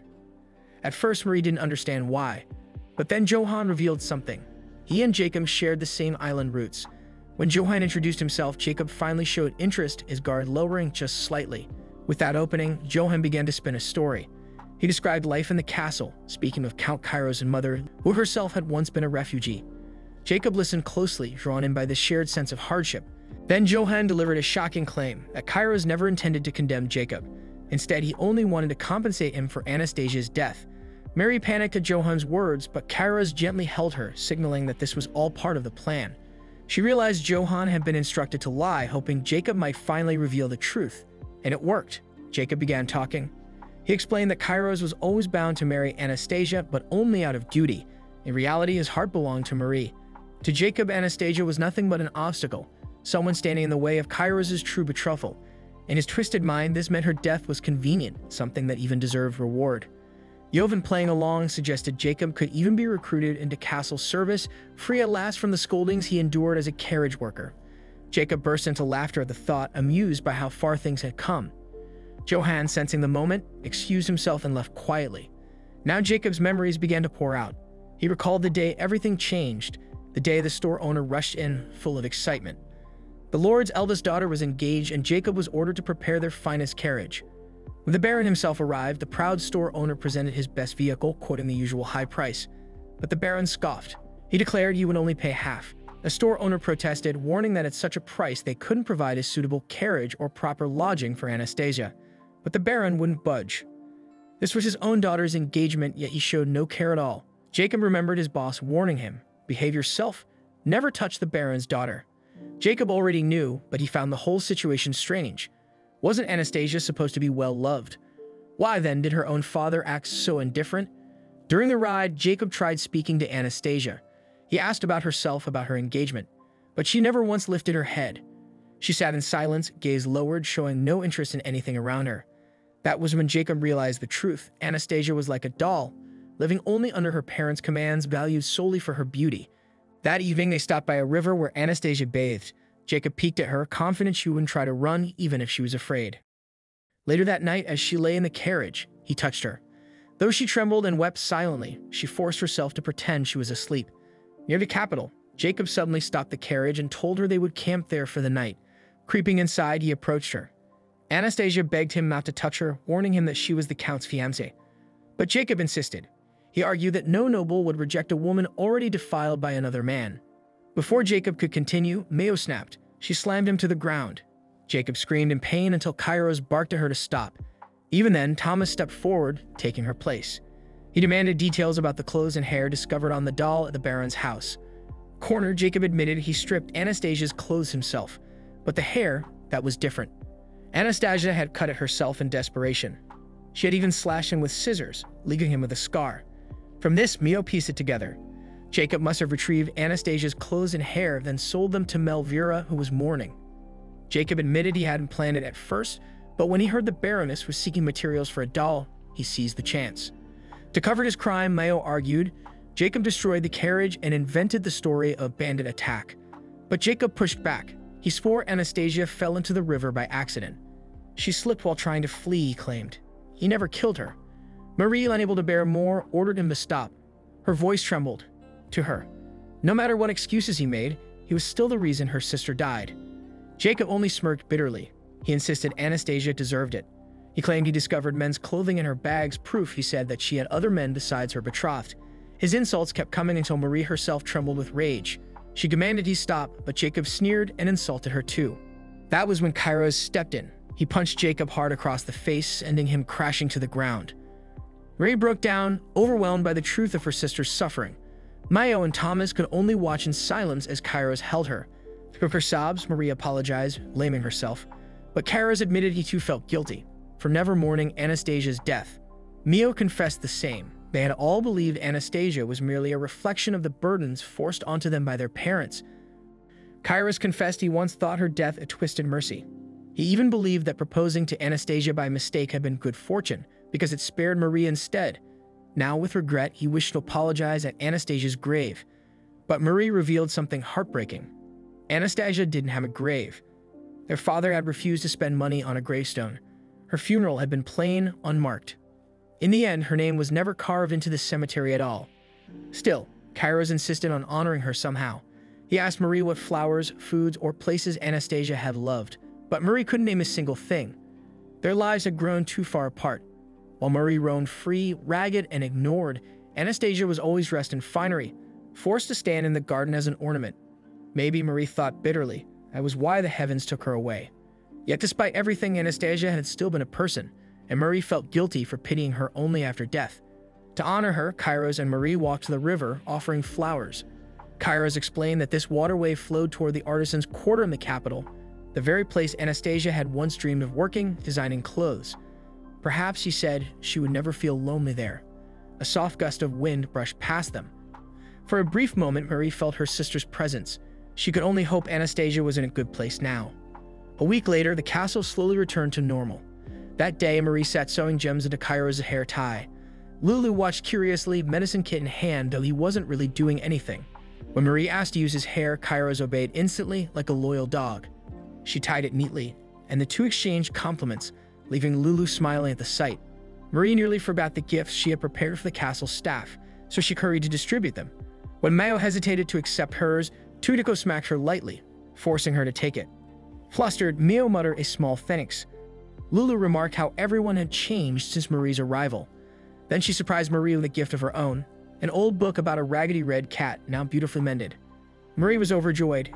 It held memories of Anastasia. But Lulu had another book as well, one about eminent figures from around the world. Kairos had specifically requested it. Inside was a record of Marie's grandmother, Sasha. Kairos recalled how often Anastasia had been compared to her, suggesting the likeness might inspire a portrait. Curious, Lulu then asked which side of the family Marie resembled. Marie explained that her height and features came from her mother, yet she alone bore red hair, something her family despised as a sign of misfortune. Hearing this, Lulu fumed at the injustice. Marie then admitted that she never understood why Sasha was so respected, but Lulu explained that Sasha had been a genius, fluent in 7 languages, a key figure in the Second World War, and later a pioneer for women in society. Her father, however, had always been different, and Marie reflected that perhaps the old discord between her father and Sasha had kept them apart. Sensing the heaviness of the topic, Kairos shifted the subject. He revealed that he had sent an invitation to the Baron about their betrothal, yet no reply had come. Marie admitted that her parents never expected it to progress, for she was only offered as Anastasia's replacement, so they would not have to return the gifts. At that moment, Mio interrupted, insisting that Marie's role might be too important to entrust to outsiders. Marie brushed it off, claiming she only did simple tasks for her grandmother. But Lulu looked deeper, for she realized that Marie wrote letters on her father's behalf. Perhaps the Baron didn't even understand the Florian language himself. Marie protested, saying her father could speak it, though she admitted she had never actually heard him. Because of this, Kairos then ordered Mio to send House Shatterin a formal summons. If they failed to respond, they would face trial in the kingdom's court. Marie was confused, while Kairos quietly apologized. 4 days later, Marie rushed to see Kairos as he opened the door. To their surprise, it was Rufin, greeting them with his usual cheer, only to be knocked down immediately by Mio. At dinner, they caught up warmly. Rufin praised the food and turned to compliment Topo, but froze at his appearance. Topo had slimmed down from overworking during the betrothal preparations. Though Kairos told him to rest, Topo insisted on giving his best. Finally, Rufin revealed the reason for his visit. He showed them the engagement ring, wanting to confirm the sizing before its final setting. He reached for Marie's hand, but Kairos stopped him, even ordering him to step outside. Reluctantly, Rufin obeyed. Inside, Kairos took the ring himself and slipped it onto Marie's finger. It was her first time wearing one. The moment overwhelmed her.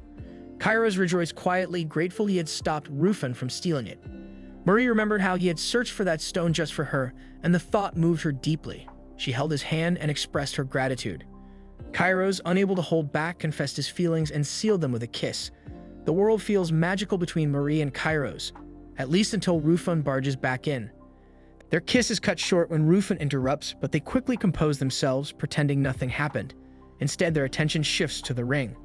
Kairos admires its craftsmanship, recalling an artisan named Norman, once a legendary button maker, though long retired. To Kairos' surprise, Rufin reveals the truth. The ring was indeed Norman's work. He had personally begged him to make it as a gift for Kairos, which explains its perfection. Kairos is stunned since Norman was known for being stubborn and hard to persuade. But Rufin adds that Norman recently took on an apprentice in the royal capital, only about 3 months ago. The apprentice, he says, came from outside the city, maybe just a farmer's child. At this, Marie suddenly stiffens. Her hands tremble as she recalls that Anastasia's accident also happened 3 months earlier.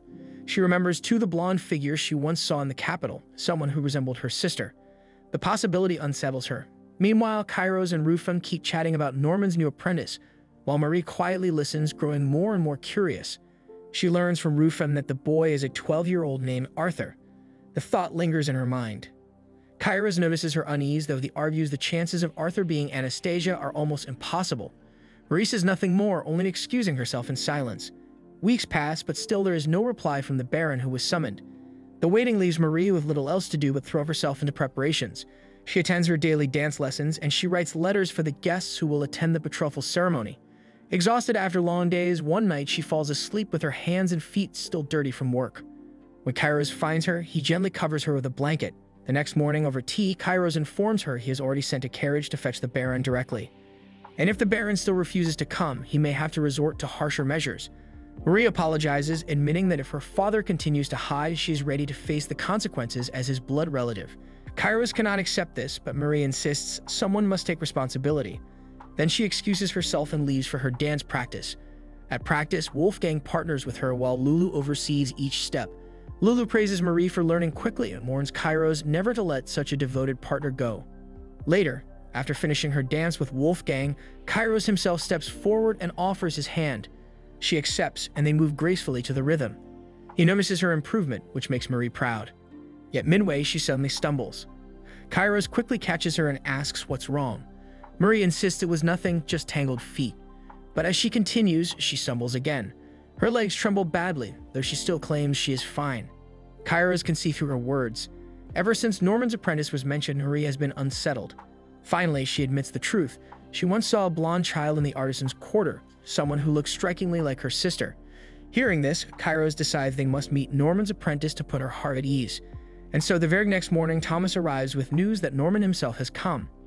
Norman steps forward respectfully to greet Kairos, but when he lifts his face, everyone is startled to see the scars across his eyes.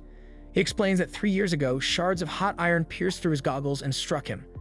Though he can no longer see clearly, he can still distinguish light and dark, enough to continue his craft. Familiar people remain recognizable, but new customers are handled by his apprentice. He admits he had wanted to bring the apprentice along, but the boy is unwell today. Mayo immediately sends a messenger to summon him anyway. Meanwhile, Kairos presses Norman for more details. He recalls hearing that the apprentice was a boy, but raises the question of how Norman can be sure. Norman replies firmly. The child told him so, and besides, he would never allow a woman to live under his roof. His voice grows tense, as though he feels accused of something malicious. Kairos asks further, and Norman explains that Arthur once escaped from being sold to nobles, wandering the capital without money. Tired of exploitation, he offered himself as Norman's apprentice. Listening to how Arthur speaks, Kairos and Marie both feel sure the boy cannot be Anastasia, since a noble would never talk that way. Yet when Norman casually mentions Arthur's passion for craft, especially designing masculine clothes for women, Marie's eyes widen. She remembers her sister's strange hobby. Norman adds that Arthur never talks about his parents, no matter how often asked. He only calls himself a raggedy cat. These words deepen Marie's suspicion until her body trembles. As the discussion continues, Marie slowly steps back. Before anyone realizes, she has already fled. Kairos immediately rushes to look for her, searching every corridor, but she is nowhere. Panic grows, and Mayo orders the guards and even castle staff to join the search. Yet Marie cannot be found. Just when Kairos is losing hope, his gaze falls on a quiet quarter. Something draws him there, and with a single knock, he knows she's inside. Marie, meanwhile, sits trembling. She does not even know why she chose that room, only that it feels safe. Perhaps because it is where she and Kairos first kissed. She hovers near the door handle, unable to open it. Each time she remembers her sister, who was once meant to marry Kairos, her face twists in horror. Norna's words confirm her suspicion. Anastasia loved making clothes, and Raggedy Cat proves to Marie that her sister is alive. Because of this, Marie feels she has no reason to remain. Kairos pleads otherwise, insisting their love is real regardless of Anastasia. But Marie cannot accept it. In her heart, she believes she will always fall short. If Kairos met Anastasia again, surely he would think her more wonderful. Though Kairos denies this, Marie cannot believe him. Overcome with guilt, she admits she secretly wishes her sister were truly gone, for then she could stay by his side. Hating herself for such a thought, she decides to call off the betrothal and return home. That night, Marie formally thanks Kairos and Mio for their kindness, even offering to repay what they spent on the engagement. Kairos refuses, though Mio insists on escorting her home. As Marie makes her way to the carriage, she slips on the stairs and Kairos catches her, gently slipping her fallen shoe back onto her foot. With tears in his eyes, he vows that if he ever finds the courage, he will come to find her again. All he asks is for her to wait. That night, Marie leaves the castle without saying farewell, her heart heavy with guilt. Afterward, Mio scolds Kairos, calling him a coward for letting Marie go instead of fighting for their future. Marie, inside the carriage, realizes the same. She understands that by trying to avoid being hurt, she has only hurt Kairos. As dawn breaks, she gazes at the emerald gem on her bracelet, remembering every moment he confessed his love. Tears stream down as she realizes running away is a mistake. Kairos is her first true treasure, and though she feels unworthy, she cannot let him go. At once, she orders Mio to turn back. Luckily, they had not traveled far, so they soon return to the castle gates. Marie runs straight through the halls, calling for Kairos. She pours out everything she has held back, confessing her deep longing for him and everything tied to him. Though there is no answer from his room, she suddenly hears footsteps. Turning, she sees Kairos himself, breathless from running after her. Without a word, they embrace, tears streaming down both their faces. When Marie returns, everyone greets her warmly. Cecily hugs her first, followed by others with smiles and laughter. Tapo presents her with an apple pie as a lighthearted gift, while Lulu gently warns her never to run away again, reminding her this is the first time Kairos has ever truly fallen in love. Marie now knows she belongs here with him in the castle. That night, Marie lies beside Kairos. When she rises quietly, his hands instinctively search for her in his sleep and she holds them gently. But suddenly, a knock interrupts the moment. Mio tells her a bath has been prepared. After bathing, Marie heads to the garden and returns to her quarters. Yet as she walks, a shadow approaches from behind. Before she can react, an arm seizes her, and a weapon presses against her neck. A voice demands to know where Marie's room is. Marie freezes, but Kairos bursts in. He lights a lamp, and as the glow reveals the intruder's face, Marie gasps. Standing before her is her sister, Anastasia. Mayo arrived just in time to see the truth. The stranger they had captured was actually Anastasia. Kairos hesitated to believe it, but Marie confirmed that even though her sister's clothes and hair had changed, it was truly her. When Anastasia heard Marie's voice, she finally realized who it was. Marie tried to greet her warmly, but Anastasia turned instead to Kairos. Without delay, Anastasia ordered that Marie be released from their engagement. Anastasia misunderstood his intention and assumed that Kairos only wanted to marry Marie for the sake of producing noble heirs. Because of that, she boldly offered herself as his bride instead. Changing the subject, Mio asked why Anastasia had waited until now to reveal herself. Anastasia hesitated to answer, so Kairos gently suggested that she stay in the castle while he rode to Norman. Anastasia seemed unsure because she felt uncomfortable with her current appearance, but Mary reassured her kindly. Then Mary took her to the bathhouse where Tunica helped clean her up. Once Anastasia was clean, Mary brought her to her room. Anastasia was surprised to see her sister living in such a nice place. Mary told her to rest and said they could talk in the morning, but Anastasia insisted on talking right away. She said she needed to explain everything because she still felt guilty for not protecting Marie in the past. She began her story. When Marie had a fever years ago, their grandmother Sasha had scolded Anastasia harshly. That night, Anastasia watched Sasha writing letters. She had been amazed because Sasha could write in many languages. She saw that the letters were signed with their father's name and wondered why their grandmother was signing them instead. Sasha only said that some people were simply better suited for certain things than others.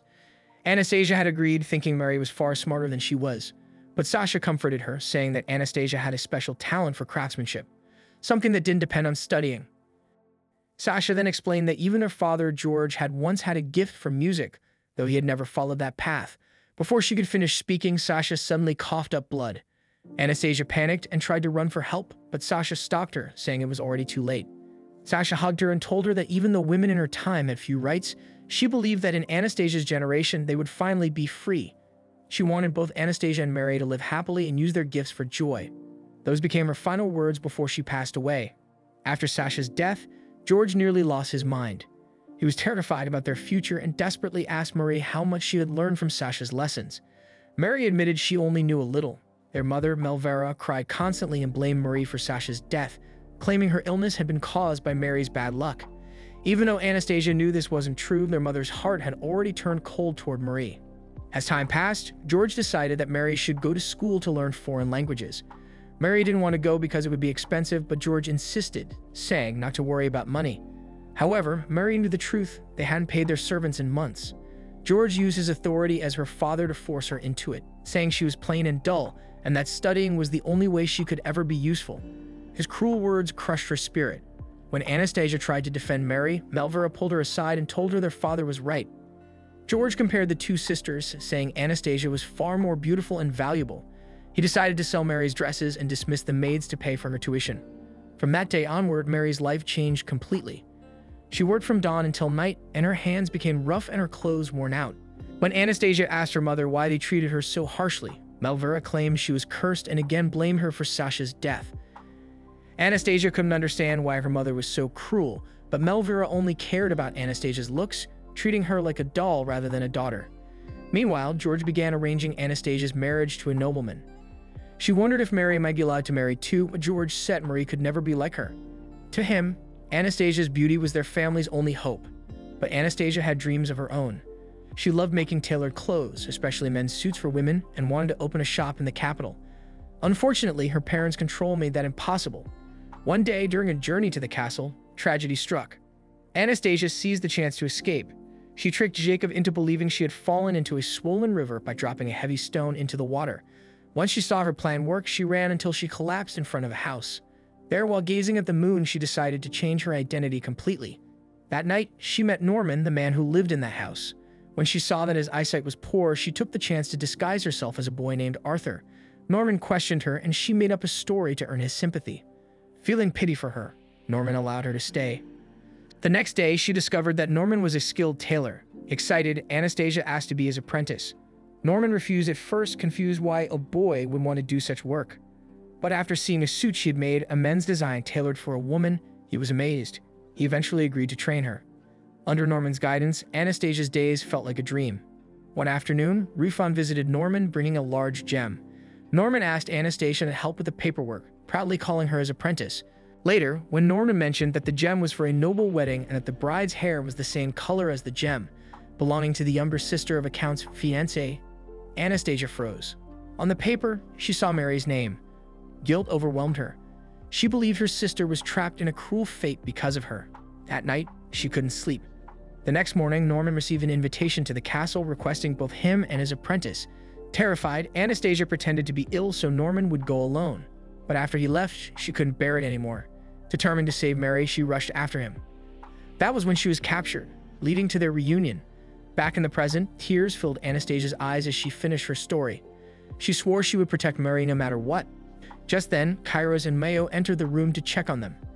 Anastasia quickly stepped in front of Marie as if to shield her. Mary was touched but gently told Anastasia that their love for each other was real. Anastasia was shocked to hear it, and even Mayo looked confused by Kairos' emotional expression. Anastasia accused Kairos of deceiving her sister, but Kairos defended himself with sincerity, describing everything he loved about Mary until Mayo stopped him from saying too much. Kairos then composed himself and explained properly how deeply he loved Marie. His words softened Anastasia's heart and she finally accepted their relationship. However, she warned Kairos that if he ever broke his promise, she would take Marie away. Kyra swore to stay true, and the sisters shared a heartfelt reunion. Anastasia felt genuinely happy, realizing that Marie had finally found a home where she belonged. The next morning, Mary gathered everyone in the castle for an important announcement. With Anastasia by her side, she revealed the truth about their father's crimes. Mary explained that she and Sasha had written many letters under George's name. Since all official documents in Florine were written in the Flair language, George had relied on Mary to write them for him, which was both forgery and neglect of duty. Lulu confirmed that this was a serious offense. Kyra added that George had tried to hide his failures by convincing Mary she was worthless. Mary then apologized and admitted she had never known that doing her father's work in their stead was a crime, but even if she had, Kyra knew she had no choice. Regardless, she will bear no responsibility for her father's actions as the castle vows to protect her. Now the final decision rested with Mary. She thought deeply, realizing that she had always run away from conflict to avoid making others unhappy. But now she wanted to face everything directly. With a smile, she even joked that she might have to give her parents a good scolding. Lulu laughed, saying she had become stronger than ever. Together, they prepared to return to House Shadowrun, ready to face the truth and whatever waited for them next. That day, the air felt heavy with tension as Mary and the others from the castle set off toward House Shadowrun. Rufon guided the carriage down the winding path, while Mary sat quietly, her heart pounding with determination. She needed to face her parents and uncover the truth once and for all. When they arrived, Thomas stepped forward first, pleading with Tamia to open the gates. But Tamia, cold and unmoving, refused them entry. Seeing this, Kyra turned to Mary and asked softly if she was truly certain about what she wanted to do. Mary simply nodded, firm, unshaken. And so Kyra gave a silent signal to Rufon. In the next moment, the carriage lunged forward, the heavy iron ram smashing through the gate with a thunderous crash. The doors burst open, echoing through the grand estate. As dust settled, Kyra scanned the mansion's windows and caught sight of a shadow hiding behind the curtains. Without hesitation, he ordered Mayo to retrieve the person. Mayo leaped up the stone walls effortlessly, and moments later, a sharp cry echoed. Soon she returned, dragging a frightened George, bound and confused. George demanded to know what this was about, but Kyra, calm and collected, told him they'd only wanted to talk. And Thomas arrived with Melvira and Cedric, and everything was finally in place. The carriage door opened and Mary stepped down, her eyes filled with quiet strength, as she came face to face with her parents for the first time in years. Her sudden return left them speechless. Meanwhile, Anastasia, hidden beneath a red wig, stood in the shadows. Rufon, watching beside her, couldn't help but whisper how absurd it was that none of them recognized her. But Anastasia only smiled faintly, remembering how even Rufon once mistook her for a boy when they met at Norman's. George soon broke the silence with anger, shouting accusations. But Mary stood firm, explaining that they had written countless letters to him with the Count's seal, yet he never replied. So now they had come in person to ask for her parents' blessing for her betrothal. To prove it, Kyra handed him a stack of papers, letters filled with everything Kyra loved about Mary. Seeing them, even George faltered. Mary then invited her parents to sit down for a proper talk, and together they moved toward the grand hall, leaving Cedric outside with Thomas. As they walked inside, Mary noticed something strange. No one seemed to realize that the red-haired maid beside them was actually Anastasia in disguise. Then, out of nowhere, Melvira pretended to faint, overwhelmed by the shock of it all. Anastasia instinctively rushed to her mother's side, but instead of gratitude, she was met with a terrified scream. Melvira shrieked, calling her a cursed servant for having the same red hair as Marie. Kyra tried to calm her, dismissing it as nonsense, but Melvira was relentless.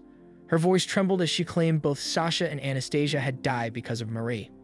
They were the beautiful ones, she cried, and yet only Mary remains. As she spoke, Mary noticed something odd about her mother's hair. It shimmered strangely under the light. But when she tried to get closer, Melvira snapped and stormed away. In the hall, George was finally freed from his bindings, though his pride remained intact. He mocked Kyra, ridiculing his foreign blood, and refused to cooperate. When he tried to walk away, Mary stepped in to block his path. Her defiance enraged him. He scolded her for daring to speak against him, the lord of the land, her father. But Kyra interrupted with a cutting remark that silenced the room. Then Rufon stepped forward, holding an official decree. He announced that George was being stripped of his title and authority. Kyra explained that George couldn't even speak the Florian language, the official language required of a ruling lord. When asked to speak, George stumbled, unable to form even one proper sentence. The truth was now undeniable.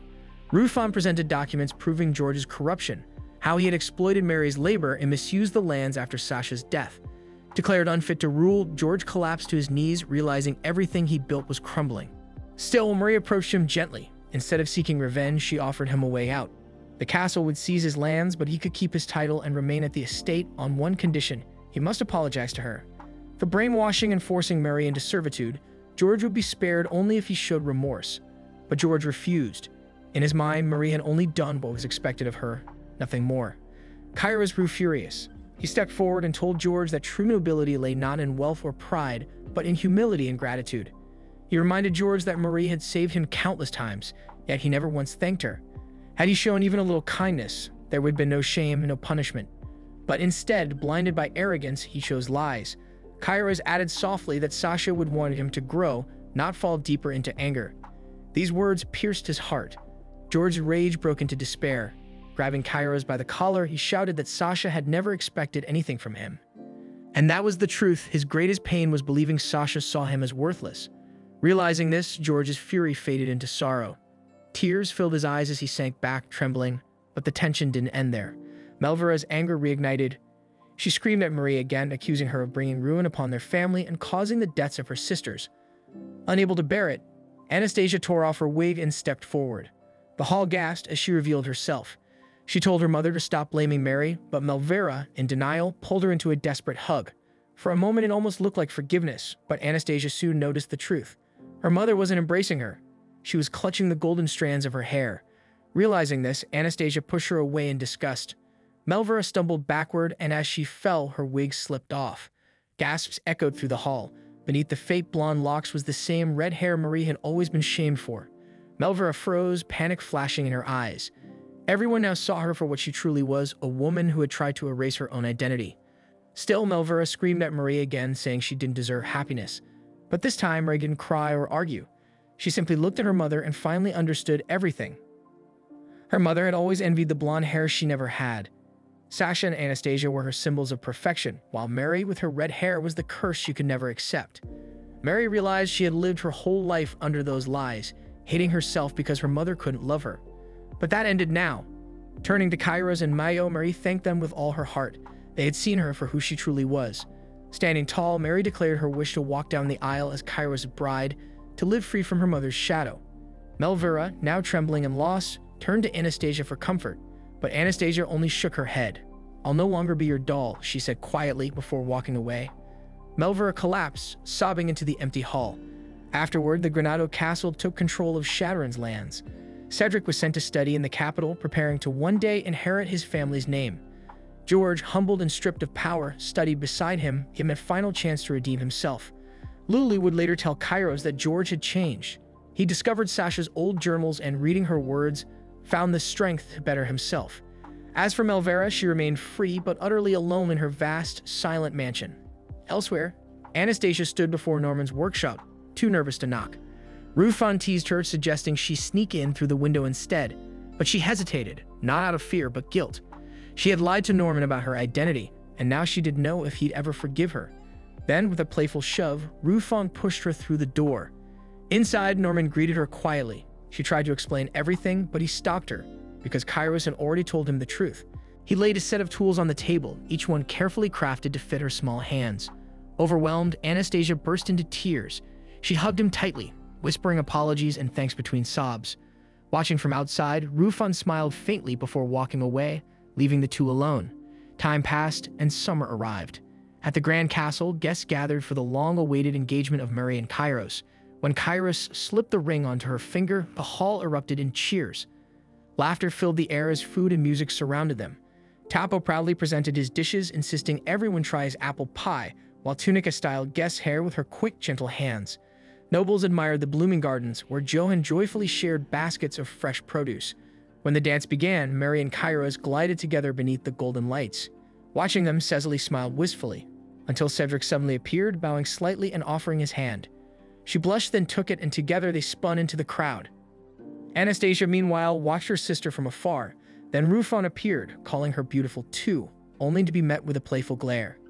He teased her about becoming his wife, and she smacked him on the head to everyone's amusement. Later that night, Mary stood under the stars, lost in thought. Kairos joined her quietly, asking what was on her mind. She smiled, saying she was simply remembering everything they'd endured to get here. Kairos confessed that his world changed the moment she appeared, that she was the only one he had ever truly wanted. Mary said she felt the same, that meeting him had made her world shine again. They leaned closer, hearts full of love, but then the night sky exploded with light. Fireworks bloomed above them, painting the castle in brilliant color. And there, under the glowing sky, Kairos lifted Marie into his arms and kissed her deeply. It was the beginning of their new life together, one built not on duty or fear, but on love that had endured every storm. Thus, Mary and Kairos' story finally found its peace, marking the end of Season 1, for now.